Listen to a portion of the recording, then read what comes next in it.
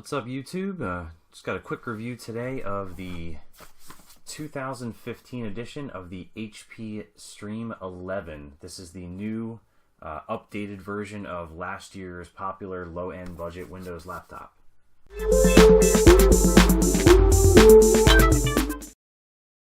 So first thing to talk about with this is the specs. So this is still a low-end budget Windows laptop. It's $199 US.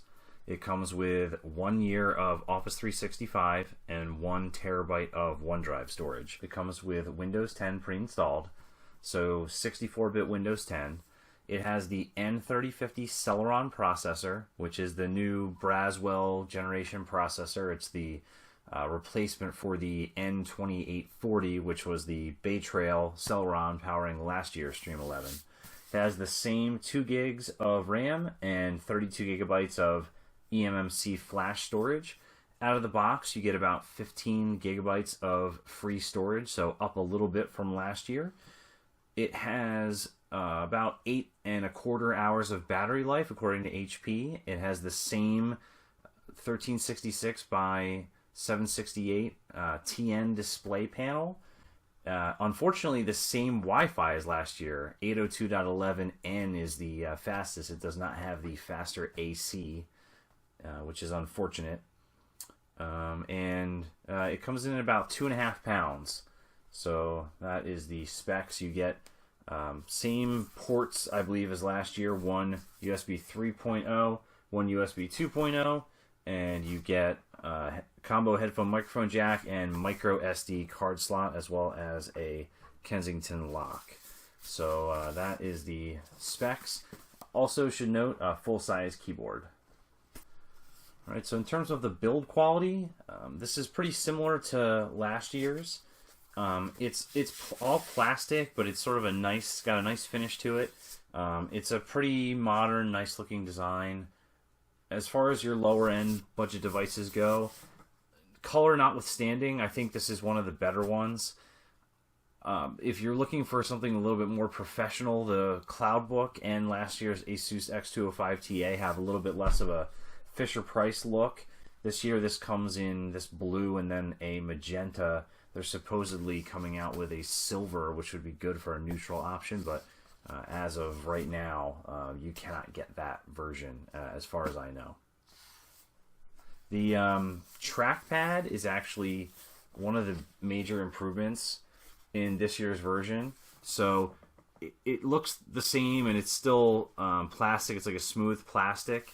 But something about the Windows 10 versions of these cheaper laptops, they actually have much better performance with the trackpad. So last year's trackpad was not good at all. This year's is actually pretty responsive.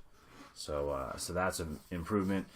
Unlike the CloudBook and the Asus X205 TA, this one has a full-size keyboard, which, just like last year, is actually very nice to type on. So one of the key features of the Stream 11 compared to some of its competition is that it's got that full-size keyboard, which is actually very nice to type on.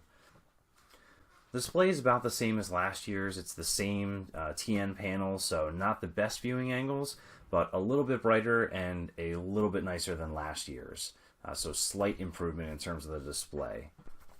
One of the big changes in this year's model is that move to Windows 10 and then the upgraded processor. So Windows 10 itself is definitely an improvement over Windows 8.1. If you're still using Windows 8.1, Windows 10 takes some of the best features of 7 and the best features of 8.1 and merges them together. So you get the benefit of having a snappy modern UI, a 64-bit user interface and operating system on a low-end device, which is great. However, the processor, which sounded like it was going to be an improvement because it has better graphics performance, is actually kind of a disappointment. So the Octane scores are pretty similar. Once you put this into performance mode, you get between 7,000 and 8,000 on the Octane browser test. But in actual use, just like the CloudBook 11 and the CloudBook 14, there's some pretty sluggish performance. In multitasking in particular. So if you're doing one thing, if you're just using one Office app, so just Word, just Excel, it performs pretty well. If you're just playing a single low-end indie game, it performs okay. So, you know, you could play Duck Game, you could play... Actually, I was actually able to run Portal on these N3050 Celeron processor systems on low settings, and I got 20 to 30 FPS, but I was surprised by that. But that's about as fancy as you're going to be able to get on these. But it cannot run Minecraft at all, and it actually is pretty sluggish browsing the web, despite the Octane score similar to last year. Beyond a couple tabs, things really slow down, and that is pretty unfortunate. So, you know, we're used to, at this point, being able to buy a $150 Chromebook and run 8 Chrome tabs, or, you know, buy a $150 or $200 cell phone like a Moto E and get pretty good performance. And whereas I thought last year's Stream 11 gave performance a little bit better than its price, this one is at or maybe even a little less of a performer than I would expect at this point for a $200 computer. One thing I will say you can do on this is you can run Hearthstone. So it runs very well on low settings, and it runs okay on medium settings.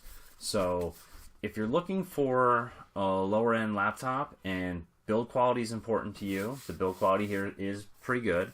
If the keyboard is important to you and the trackpad is important to you, you know, this might be worth considering. You do get the 1 year of Office, and you get the 1 terabyte OneDrive storage. If you want to play Minecraft, you have to pass. It can't run Minecraft. But if you just want something to watch videos on, you know, very light web browsing, so 1 or 2 tabs at a time, the battery life is pretty decent, and the build quality is pretty good. So, you know, I can't say I necessarily dislike it, but just know going in what it is that you're buying.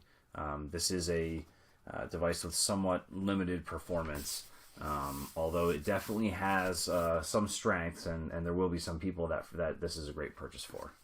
If you enjoyed this review or found it helpful, a like is certainly appreciated. I have a link that you can find up here to my full written review of this device that has some more details if you're interested.